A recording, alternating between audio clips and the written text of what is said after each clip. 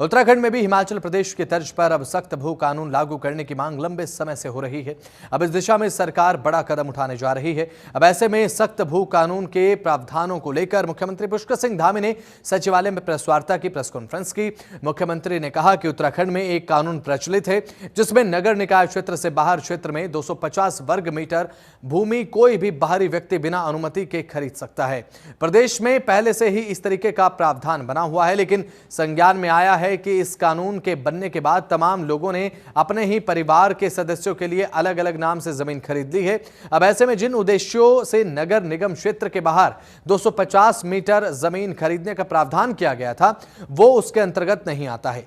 लिहाजा इस तरह से जितना भी जमीन नगर निगम क्षेत्र से बाहर खरीदी गई है अब उन सभी जमीनों का विवरण तैयार किया जा रहा है। लिहाजा ऐसे लोगों को चिन्हित कर उनके खिलाफ सख्त कार्रवाई की जाएगी। मुख्यमंत्री ने कहा कि जितनी भी जमीन इस तरीके से खरीदी हुई निकली पाई जाएगी उन सभी जमीनों को राज्य सरकार में निहित किया जाएगा।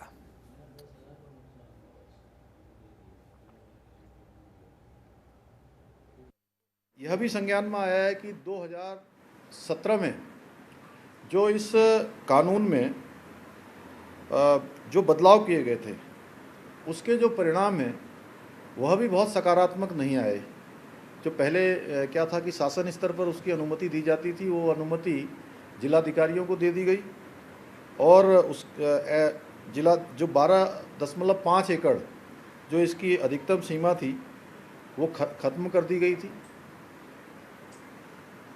ऐसे जो प्रावधान हैं इनकी भी समीक्षा करेंगे और आवश्यक होगा तो इन प्रावधानों को भी समाप्त करेंगे।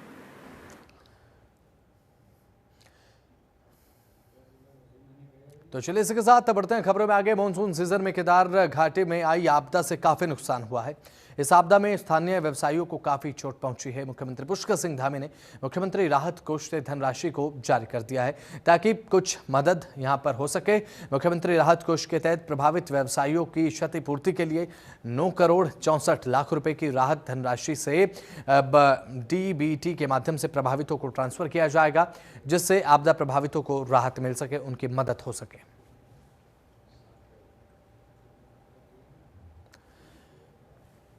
तो मुख्यमंत्री राहत कोष से ये राहत राशि जो है वो जारी की गई है। मुख्यमंत्री की तरफ से ये राशि जारी की गई है 9 करोड़ 64 लाख रुपए की धनराशि अब राहत राशि के रूप में प्रभावित व्यवसायियों को लेकर जारी की गई है ताकि ऐसे में जो नुकसान उन्हें हुआ है, केदार घाटी में जो आपदा देखने को मिली उसके बाद जो नुकसान हुआ उसकी भरपाई की जा सके।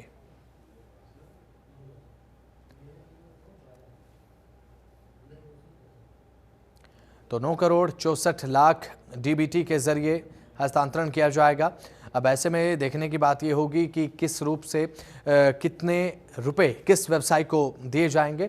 अब इसे लेकर भी लगातार प्लानिंग की जा रही है। 9 करोड़ 64 लाख रुपए की धनराशि जो है वो जारी की गई है। अब ऐसे में केदार घाटी में जब आपदा आई, यहाँ पर जो व्यवसायी हैं उनको नुकसान देखने को मिला। उसके बाद यहाँ पर तमाम प्रयास सरकार की तरफ से नजर आ रहे हैं और राहत राशि के रूप में 9 करोड़ 64 लाख रुपए की धनराशि यहाँ पर उत्तराखंड सरकार की तरफ से इन प्रभावितों के लिए जारी की गई है, क्योंकि अब ऐसे में जो नुकसान देखने को मिला है, जो आर्थिक नुकसान हुआ है उसकी कुछ भरपाई कर सके, सरकार इसके लेकर आगे आई है।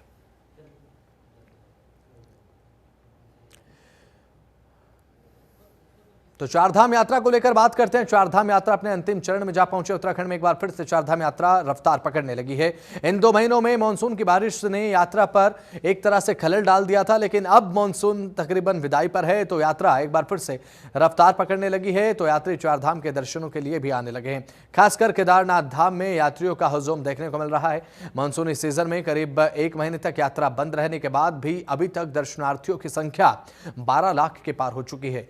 बाबा केदार के दर्शनों को लेकर पहुंच रहे भक्त भी अब दर्शन करके बेहद खुश नजर आ रहे हैं, ललाहित हैं और उनके चेहरे की मुस्कान बता रही है कि यात्रा कितनी अच्छी उनकी बीती है। अब करीब 1 महीने कुछ दिन यात्रा में शेष बचे हैं। ऐसे में भक्त रिकॉर्ड संख्या में केदारपुरी में पहुंच रहे हैं। श्रद्धा पक्ष समाप्त होने के बाद अब ऐसे में नवरात्र शुरू हो जाएंगे, क्योंकि अभी फिलहाल जो श्राद्ध का समय है वो चल रहा है। इसके बाद नवरात्र जब शुरू होंगे, ऐसे में भक्तों की संख्या और ज्यादा बढ़ने की उम्मीदें लगाई जा रही हैं। तो वहीं पिछले साल की तुलना में अगर बात करें तो इस बार केदारनाथ धाम के कपाट करीब 1 महीने पहले बंद होंगे और उम्मीद है कि इन बचे हुए दिनों में 5 लाख से ज्यादा श्रद्धालु जो है वो केदारनाथ पहुंचेंगे, जो एक अपने आप में बड़ा रिकॉर्ड और नया रिकॉर्ड बनेगा। तो वहीं केदारनाथ धाम पहुंच रहे भक्तों को किसी भी प्रकार की दिक्कत परेशानी का सामना नहीं करना पड़े, इस बात का पूरा ख्याल यहां पर प्रशासन की तरफ से रखा जा रहा है।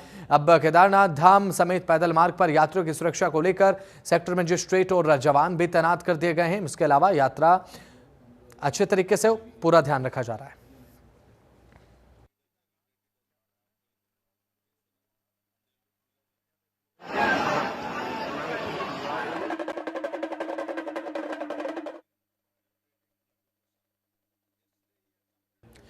तो अब तक कितने श्रद्धालुओं ने दर्शन किए हैं? बद्रीनाथ धाम में 10 लाख से ज्यादा श्रद्धालुओं ने दर्शन किए हैं। गंगोत्री धाम में 7 लाख श्रद्धालु दर्शन कर चुके हैं।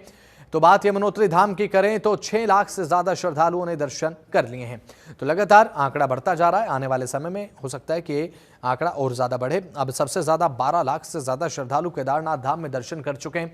आप अंदाजा लगाइए, पिछले 1 महीने से यात्रा बाधित रही है। अस्थायी तौर पर बाधित यात्रा देखने को मिली, क्योंकि मानसून के सीजन के दौरान लैंडस्लाइड, तमाम तरीके की परेशानी सामने आई, जिसके चलते यात्रा हालांकि कुछ बाधित रही, लेकिन उसके बावजूद भी ये आंकड़ा आपकी टीवी स्क्रीन पर हम आपको दिखा रहे हैं, जो अपने आप में एक रिकॉर्ड है।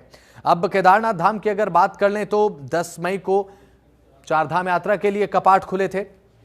बद्रीनाथ धाम के कपाट 12 मई से खुले हुए हैं और यात्रा लगातार जारी है। हालांकि अब अंतिम चरण में है। यमुनोत्री धाम 10 मई को यमुनोत्री धाम के कपाट खोले गए थे। बात अगर करें गंगोत्री धाम की तो 10 मई को ही गंगोत्री धाम के कपाट खोले गए थे। तो अब 4 धाम यात्रा अंतिम चरण में है। केदारनाथ धाम के कपाट 3 नवंबर को बंद होने जा रहे हैं। अपने दर्शकों की जानकारी के लिए हम बता रहे हैं, बद्रीनाथ धाम के कपाट 21 नवंबर को बंद हो जाएंगे और उसके बाद यमुनोत्री गंगोत्री धाम के कपाट अगर आपको बताएं तो गंगोत्री धाम के 2 नवंबर को कपाट बंद हो जाएंगे और साथ ही यमुनोत्री धाम के कपाट 31 अक्टूबर यानी कि 2 दिन पहले बंद हो जाएंगे। अब ऐसे में उससे पहले जो शरणार्थी हैं, जो यहाँ पर दर्शन करने के लिए आते हैं और साथ ही 4 धाम यात्रा के दौरान ही कहीं शरण लेते हैं, लगातार यात्रा जारी रखते हैं, उनकी जानकारी के लिए ये सभी जानकारी हम आपको बता रहे हैं कि कब यात्रा के दौरान 4 धाम यात्रा के कपाट बंद होंगे।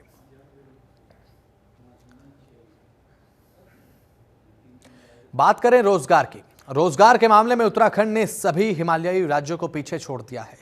अब centre for monitoring Indian economy की तरफ से जारी आंकड़ों की बात करें तो इस हिसाब से उत्तराखंड की इस बेहतर स्थिति को बयां किया गया है। इस पर यह खास रिपोर्ट देखिए।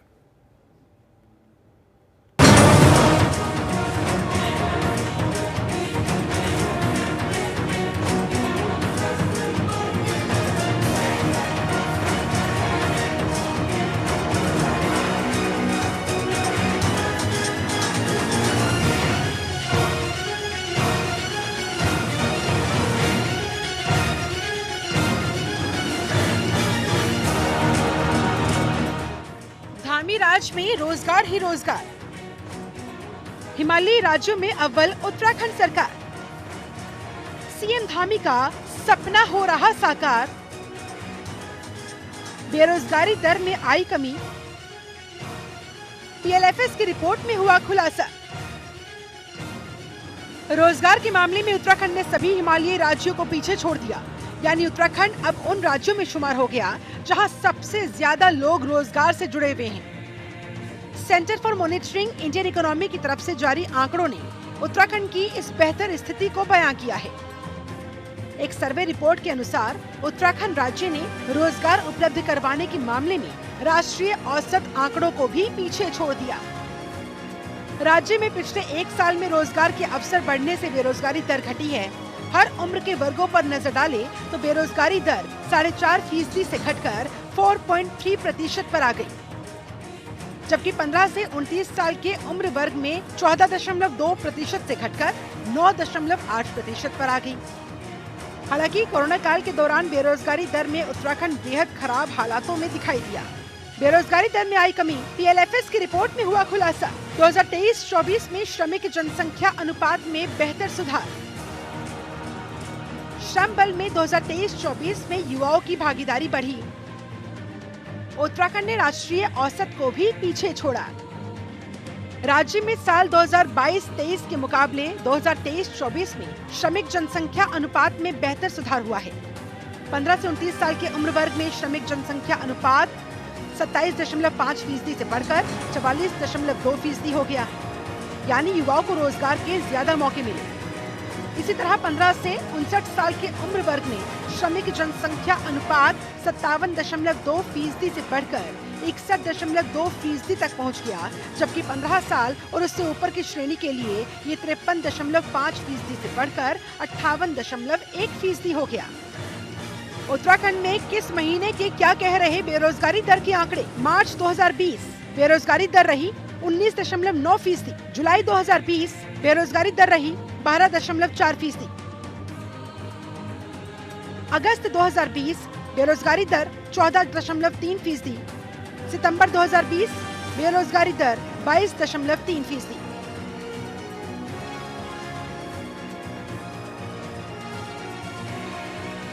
इन आंकड़ों से साफ है, उत्तराखंड के साथ साथ पूरे देश में बेरोजगारी को लेकर कोरोना का साल 2020 सबसे ज्यादा चुनौतीपूर्ण रहा। लेकिन अब हालात बिल्कुल बदल गए हैं। उत्तराखंड अब उन राज्यों में शुमार हो गया जो बेरोजगारी दर को दूर करने को लेकर सबसे बेहतर स्थिति में दिखाई देता है।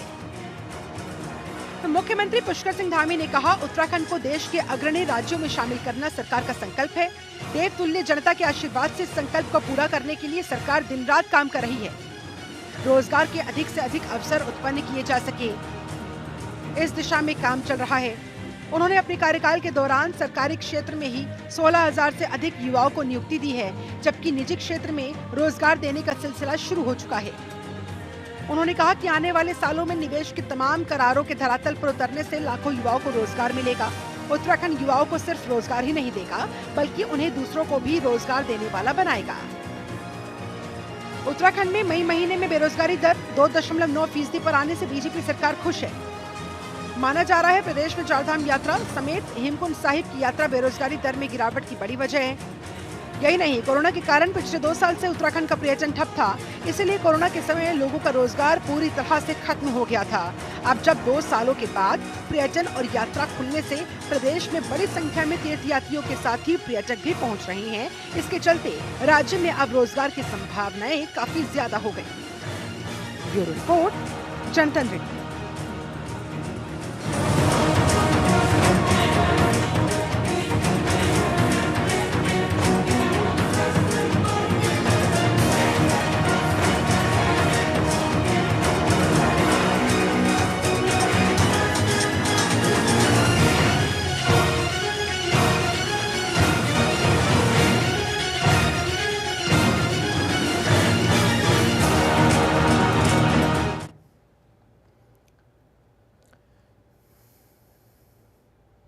उत्तराखंड में 30 सितंबर तक बारिश की संभावना बनी हुई है। पिछले 2 दिनों से हो रही बारिश से तापमान में गिरावट देखने को मिल रहा है। तो वहीं अब ऐसे में शुक्रवार की अगर बात करें तो शुक्रवार को दिन भर बादल छाए रहे, देर रात मौसम ने करवट बदली। देहरादून में हुई झमाझम बारिश के चलते गर्मी से काफी हद तक लोगों को राहत भी मिली है। अब मौसम विभाग के अनुसार बात कर ली जाए तो आज 6 जिलों में भारी बारिश का येलो अलर्ट दिया गया है। अगले 30 सितंबर तक मौसम ऐसा ही बना रहेगा, जिससे कि तापमान में गिरावट आएगी। और इसी बीच बारिश के चलते प्रदेश में करीब 100 सड़कें बंद हैं। इनमें से सबसे अधिक 16 मोटर मार्ग चमोली में बंद हैं, जिसमें से ग्रामीण मोटर मार्ग ज्यादा बताए जा रहे हैं। और कहां-कहां पर बारिश का अलर्ट है? बागेश्वर, देहरादून बारिश का अलर्ट यहां पर दिया गया है। और बात अगर चंपावत की करें, चंपावत और नैनीताल में बारिश का अलर्ट दिया गया है। कहां-कहां पर क्या अलर्ट है आपको बता रहे हैं। बारिश का अलर्ट टिहरी, पिथौरागढ़ में भी दिया गया है। और ये वो जगह है जहां पर आने वाले समय में 2 से 3 दिन में बरसात हो सकती है। अब बारिश का कहर उत्तराखंड में, इसमें कोई दो मत दो राय नहीं है कि देखने को मिल रहा है। अब ये जिले चंपावत, नैनीताल, पिथौरागढ़, बागेश्वर, ये तमाम जिले जो हैं वो बारिश के चलते प्रभावित हैं। और पिथौरागढ़, टिहरी में भी बरसात के आसार बने हुए हैं, अलर्ट दिया गया है।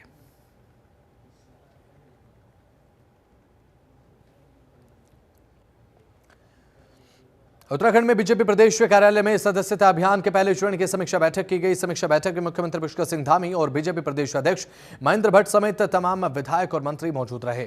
बैठक के बाद महेंद्र भट्ट ने जानकारी देते हुए बताया कि बीजेपी ने पूरे उत्तराखंड में अभी तक 12 लाख लोगों को बीजेपी की सदस्यता दिलाई है और इसके साथ ही उन्होंने कहा कि ऑफलाइन सदस्यता अभियान में अभी तक 1,09,000 सदस्य बनाए गए हैं। उत्तराखंड में 3 बूथ ऐसे हैं जहां पर लोकसभा चुनाव में मत प्रतिशत से ज्यादा सदस्य बने हैं। तो वहीं उन्होंने ये भी कहा कि हमारे दूसरे चरण का सदस्यता अभियान जो है वो 2 अक्टूबर से शुरू होने जा रहा है। इसके तहत कार्यक्रम की रूपरेखा तय कर ली गई है। 2 अक्टूबर का दिन हमारे लिए सदस्यता अभियान के मद्देनजर बेहद ज्यादा महत्वपूर्ण दिन होगा, जिसमें सभी कार्यकर्ता पदाधिकारी अपने अपने बूथों और छात्रों में सदस्यता अभियान चलाएंगे। और साथ ही साथ अब ऐसे में देखने की बात यह होगी कितने सदस्य ज्यादा से ज्यादा भारतीय जनता पार्टी बनाती है। बीजेपी आगामी दिनों में अपने लक्ष्य को पूरा कर लेगी और ये बात भी उनकी तरफ से कही गई है।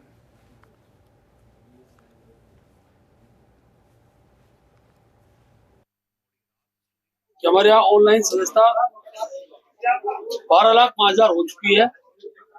ऑफलाइन जहाँ मोबाइल फोन नहीं थे, ऐसे अभी प्रथम चरण में 1,09,000 की सदस्यता हुई। लगभग 13,14,000 हमारी संस्था अभी तक की उत्तराखंड में हो चुकी है।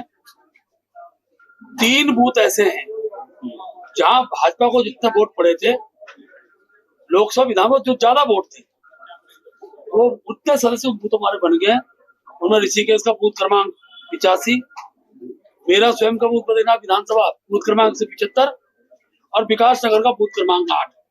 ये ऐसे 3 बूथ हैं जहां अभी आज के समय में आया है कि यहाँ पर भाजपा को जितना मत मिला था उतने सदस्य उनसे ज्यादा, 1-2 सदस्य ज्यादा ये हमारे सदस्य बने हैं। अब क्योंकि सदस्यता अभियान का दूसरा चरण हमारा प्रारंभ हो रहा है, 29 तारीख को मन की बात है। हमने जो लक्ष्य रखा है कि प्रत्येक बूथ पर हर कार्यकर्ता 100 सदस्य बनाएगा, तो अनेकों कार्यकर्ता बूथ पर गए। हमारे सभी बूथों पर 29 तारीख को भी सदस्यता का काम पूरा होगा कि हमारे यहाँ ऑनलाइन सदस्यता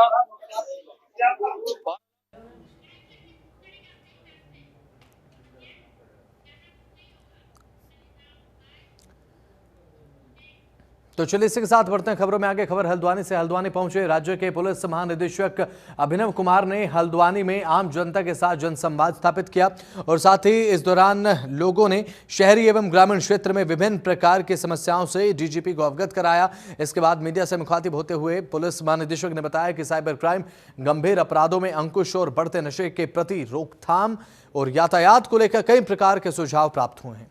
इस पर पुलिस अपने स्तर पर कार्रवाई करेगी। तो उत्तर प्रदेश के एक रिटायर्ड नौकरशाह के 50 करोड़ रुपए चोरी होने की उड़ रही खबरों पर पुलिस महानिदेशक ने कहा कि फिलहाल संबंधित मामले में किसी प्रकार की कोई सूचना पुलिस को नहीं मिली है।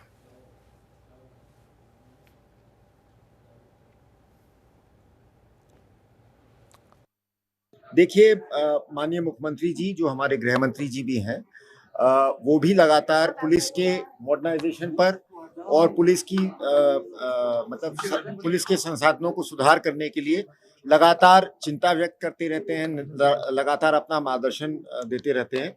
तो उसी क्रम में हम लोग एक बहुत वृहद योजना बना के पुलिस विभाग के हर पहलू में हम उसको सुदृढ़ करने के लिए क्रियाशील हैं।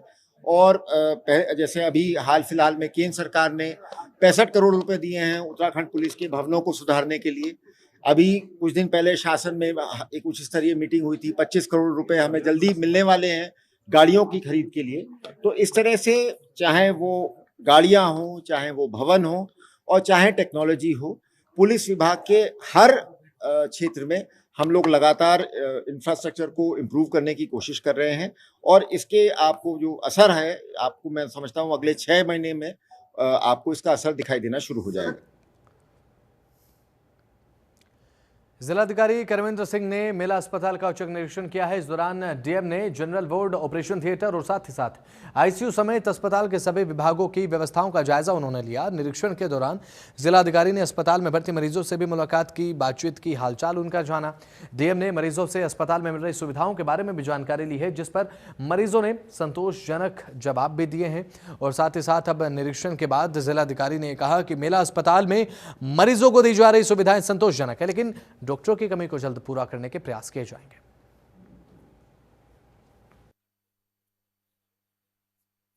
भी वार्ड का निरीक्षण किया गया है, जो इनका ओटी है उसका भी निरीक्षण किया है और जो यहाँ पे लोग एडमिट हैं उनसे भी बात की गई है। तो यहाँ की व्यवस्थाएं ठीक मिली हैं, साफ़ सफाई भी अच्छी मिली है और स्पेशली हमने इनका जो जहाँ पे दवाएं रखी जाती हैं उसको देखा है। तो उसमें जो भी आवश्यक दवाएं हैं, जैसे कुत्ता काटने की दवा है या सांप काटने की दवा है, वो सारी दवाएं उपलब्ध हैं यहाँ पे और कोई भी दवा एक्सपायरी की नहीं पाई गई है और साफ़ सफाई की व्यवस्था भी ठीक है यहाँ पे और आम पब्लिक से बात की गई तो वो लोग भी संतुष्ट पाए। तो वहीं भू धसाव और दरारग्रस्त ज्योतिर्मठ का मामला अब सुर्खियों में बना हुआ था, एक बार फिर से सुर्खियों में आ चुका है।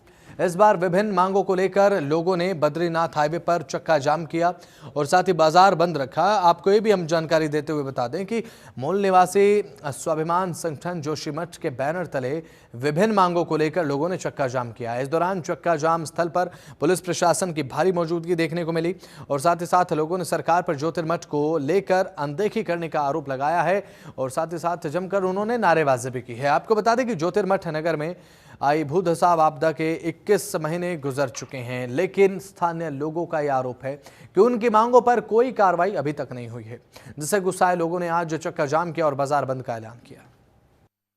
हित की बात है क्योंकि यहाँ पर 21 महीने से लगातार सरकार ने अनदेखी की है, जिसको मजबूरन होकर लोगों को सड़क पर उतरना पड़ा और आज इतना बड़ा चक्का जाम यहाँ पर करना पड़ा। तो जब तक सरकार हमारी बातों को नहीं मानती है तब तक ये चक्का जाम रहेगा और मैं लोगों से अपील करता हूँ कि इस चक्का जाम में किसी भी प्रकार की कोई आप अवैधानिक रुख न अपनाएं, नहीं तो ये आंदोलन उग्र हो सकता है। हित की बात है क्योंकि यहाँ पर 21 महीने से लगातार सरकार ने अनदेखी की है, जिसको मजबूरन होकर लोगों को है और हमारे पास कोई यहाँ स्टे करने का भी नहीं है और इन्होंने अनिश्चित काल अपना धरना प्रदर्शन करके हमें बहुत ज्यादा परेशानी हो रही है इससे और ये गलत है। इन्हें बाइक से को जो बाहर से लोग आते हैं, टूरिस्ट हम यूपी से आए हुए हैं, काफी दूर से आए हुए हैं, तो हमें बहुत ज्यादा दिक्कत हो रही है। अब इनकी बात गलत है जी।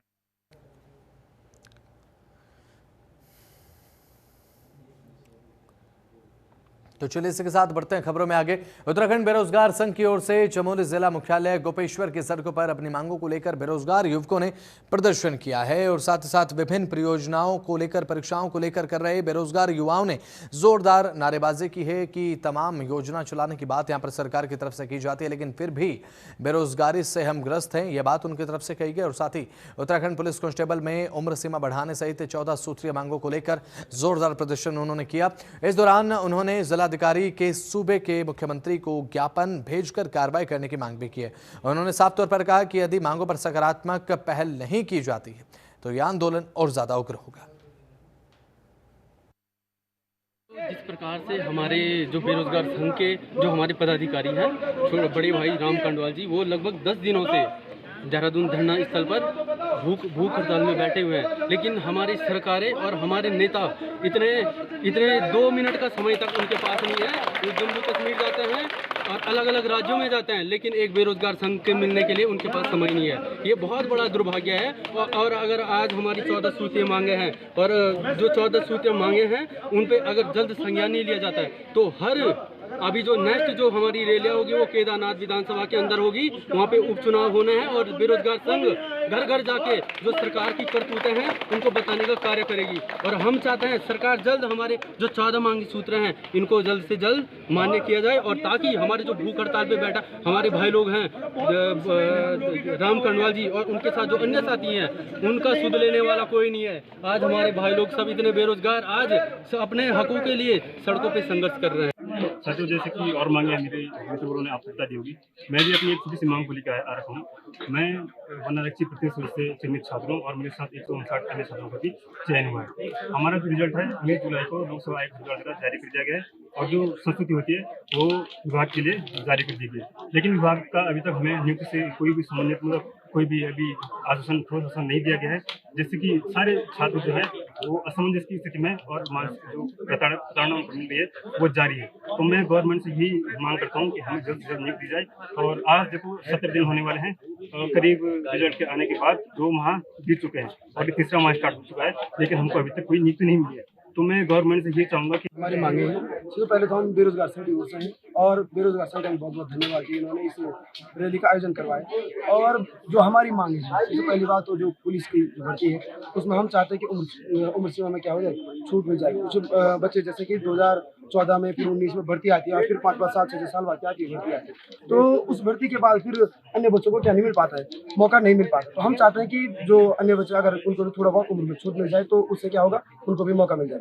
फिर दूसरी बात, जैसे हमारे यहाँ पे जो लिखा है कि राजकीय महाविद्यालयों में जो असिस्टेंट प्रोफेसर की भर्ती हो रही है तो वो एपीआई प्रणाली के आधार पर होगी। तो हम चाहते हैं कि इस प्रणाली को क्या किया जाए, समाप्त किया जाए। अगर इस एपीआई प्रणाली के आधार पर होगा तो फिर हमारे यहाँ जो पहाड़ के बच्चे हैं वो मेरिट में क्या हो जाते हैं, छूट जाते हैं, जिस कारण से उनका सिलेक्शन होना क्या निश्चित नहीं हो पाते। फिर ये यूपीसीएल, यूजेबीएल और पिटकुल वाली जो भर्ती है, इसमें टीजी2 की जो भर्ती है, हम चाहते हैं इसमें सरकार शीघ्र क्या करे, विज्ञापन जारी करे। फॉरेस्ट गार्ड की जो भर्ती है उसमें जो प्रतीक्षा सूची वगैरह है उनको भी तुरंत क्या करे, जारी करे, जिससे कि अन्य युवाओं को भी क्या मिल सके। तो चलिए फिलहाल इस बुलेटिन में इतना ही। देश और दुनिया के तमाम बड़े अपडेट्स के लिए देखते रहें जनतंत्र टीवी। नमस्कार।